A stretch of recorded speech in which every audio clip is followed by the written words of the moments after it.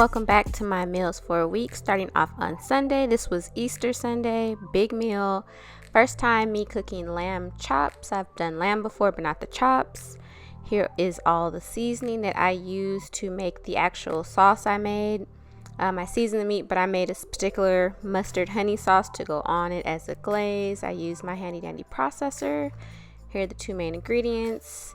There it is. It came out really good, y'all. I also wanted some deviled eggs. I have not had deviled eggs in I don't know how long. So I just boiled them, put them under cold running water to stop the cooking process. I like hot pickles as well as olives in mine. A little bit of onions. And there's the chop. The onions are not for the deviled eggs, they're for another part of the meal. But since I was chopping, got it all done in one swoop. These are the potatoes and onions that I'm going to be doing, and you want to cut those in thinner smears and soak them in water to get rid of all of the starch, as well as to make them crispier when you actually cook them. A little tip my mommy taught me. I did go ahead and season and put the sauce on the meat and let that marinate for about an hour. Then took it out. That's how both racks look in the roasting pan. And so here is my potatoes and onions. I had to use two pans just because I wanted everything to cook evenly, and those were the seasonings that I used for that. I let the potatoes cook for a little bit to get soft, then you top them with the onions. That's the trick. Only part of the meal I got semi-lazy. I just got some boxed wild rice. I hate cooking rice, so yeah, there's that. Now this is what I'm fixing to go with my deviled eggs. The stuffing it is. There's everything in the bowl. Mixed it up. I am not one that puts potatoes, kind of like potato salad-ish type deviled eggs. I think that's gross. I just use, the yolk as the main source. Mine comes out a little yellow because I like a lot of mustard in mine. Acquired taste. That was a sad egg that didn't make it. This was Easter Sunday, deviled eggs, and we had shrimp cocktails. I made French cut green beans, seasoned up nice. We had some wild rice, some peas for the babe, my potatoes and onions, and lamb. It was a super big meal, but it was really good. We enjoyed it very much.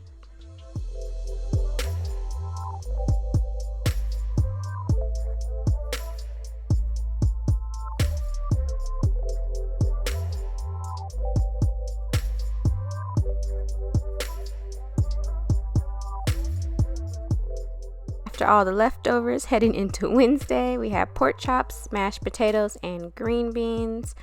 I don't know why I really dislike peeling potatoes. Don't ask me why, but I love homemade fries and I love homemade mashed potatoes. I am not a fan of boxed mashed potatoes. They taste really gross to me, and I make the best mashed potatoes. But anyway, here are the seasoning for my chops. This is what I usually always season my pork chops with. I really don't steer away from that seasoning. It goes great.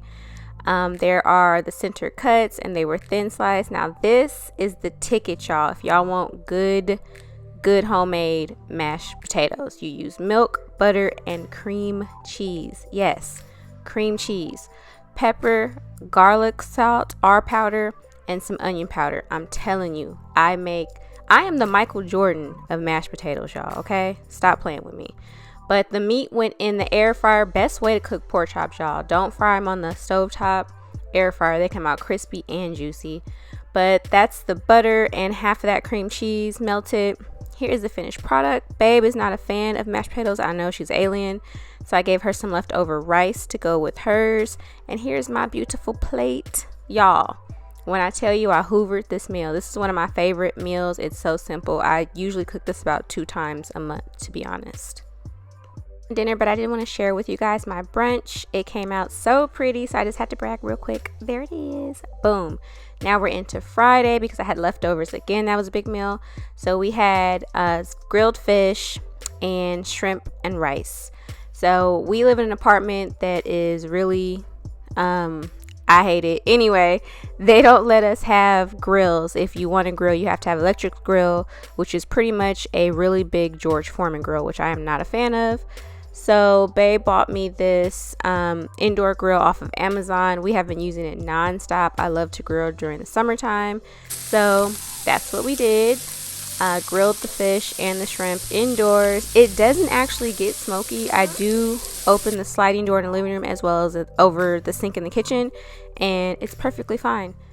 So that's how the fish came out. It was so good, y'all. Those grill marks. The grill marks. Get into it.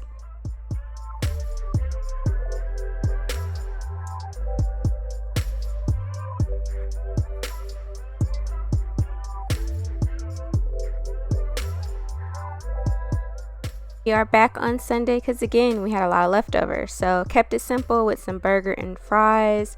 Yes, y'all, back to peeling the potatoes, but I like homemade potatoes. They taste way better than the frozen kind, so it's a labor of love. And I always peel my potatoes over a bag. I don't know why people peel their potatoes over a sink where you have to like scrape them out of the sink. That's really like weird to me. Just get any kind of trash bag or the bags you get from the store and just do it right over the bag. That makes way more sense in my book. No shade to anyone else, kind of shade, but don't do it in your sink, y'all. It's just a waste of time.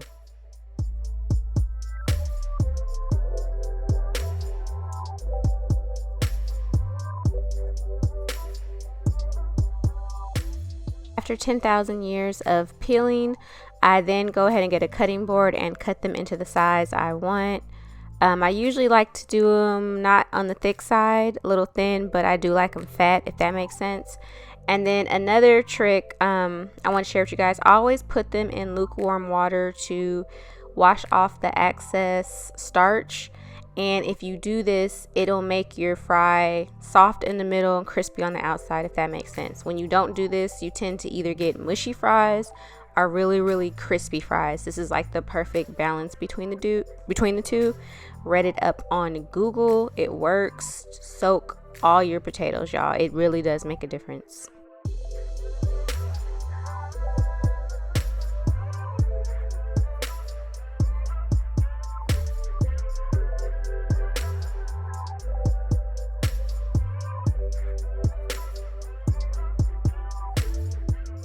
Ideally, after you take these out the rinse, you want to dry them on a paper towel or a towel. I forgot that step like a weirdo, but I made my homemade fry seasoning. I do add these seasonings with a little bit of sugar. That's my homemade seasoning. The sugar, don't use a lot, just a little dash of it. You can tell. But yeah, you just take a lined roasting pan, and see, I didn't dry them off like I was supposed to, and I got a mushy mess at the bottom of my pan, but that's okay. But dry your fries off, then put some kind of heavy oil. You can use olive oil. I like to use avocado oil. And then you want to hit it with some seasoning. Rub everything around to make sure that the fries are coated. Then you hit it with your second layer. Now, if you don't rinse off your fries like I forgot to, it doesn't spoil it. They're not going to be, like mashed potatoes. They're just going to take a little bit longer in the oven to absorb all of the liquid. That's all it is. But if you dry it off with a kitchen towel, your potatoes, you're fine. I just forgot that step because I was too busy running my mouth while I was cooking. So yeah.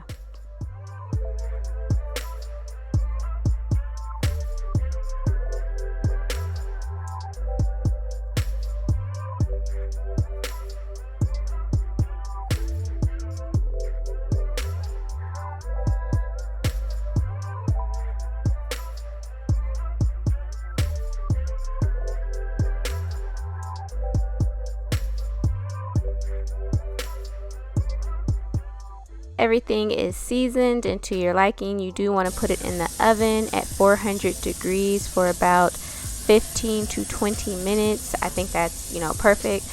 I like to let my fries cook halfway through and then I'll start on my meat because it doesn't take that long for the meat to cook. I got some Jenny O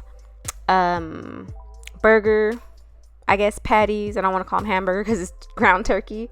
But ground turkey, as you know, or if you don't know, needs a lot of love. It is a very dry, lean meat. So you have to season them bad boys up. Season them up, honey. And rub the seasoning in there. These were a little too puffy for my liking as far as the burgers. So I smushed them out to make them a little flatter. We all know when you cook burgers or hamburger meat, even ground turkey, it tends to shrink up. So I wanted these a little wider. So you'll see me rubbing the seasoning on there and pressing them out so they're a little bit wider. And I'm going to use the grill yet again and grill up these burgers.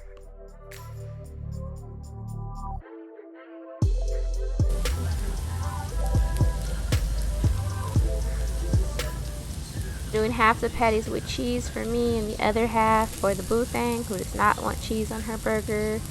And they came out really good. While these were cooking, I went ahead and cut up my toppings for the burger. Have some lettuce, onion, tomatoes, pickles.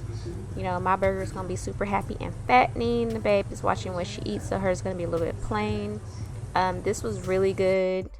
There's her sandwich, those little thin patties. I forgot what they're called, little bread thins, I think they're called, sandwich thins.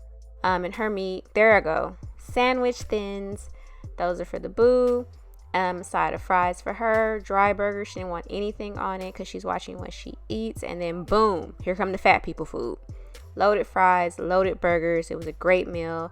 Thank you guys so much for watching, and if you like this kind of content, I have a whole playlist located in the description box below. Until next time, guys, bye.